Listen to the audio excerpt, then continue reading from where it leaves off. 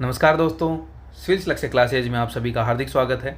आज हम धारा 63 की बात कर रहे हैं, जिसका नाम है नगरपालिका द्वारा किए गए समस्त खर्चे एवं व्यय। ये क्या होता है?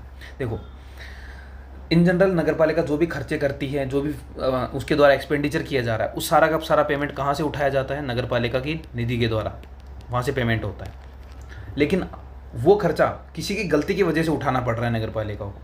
मान लो नगर पालिका को कोई केस लड़ना पड़ रहा है, या नगर पालिका को कोई हानि हुई थी उसकी भरपाई करनी पड़ रही है, तो उस कंडीशन में क्या? और इन सब के पीछे कोई एक अध्यक्ष, उपाध्यक्ष, सदस्य, सीएमओ या कोई अन्य अधिकारी नगर पालिका का, उसके द्वारा नगर पालिका संपत्ति को हानि हुई और उसके बदले उनको खर्चा करना पड़ रहा है। तो उस कंडीशन में जिनके वजह से या जिनकी लापरवाही से ये काम हुआ है, उनके ऊपर व्यक्तिगत रूप से उत्तरदायी होगा। उनके द्वारा जो भी खर्चा किया जाएगा सारा उसके ऊपर दंडनीय रहेगा। एक तरह से उसको वो सारा पेमेंट अपने खुद के निजी आय से करना पड़ेगा।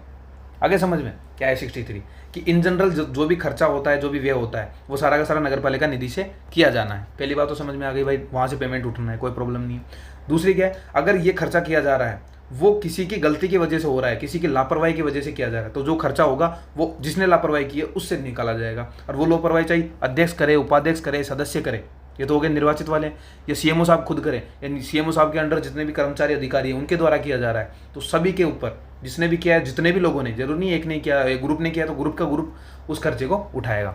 ठीक है, आ गया समझ में? तो ये हमारा 63।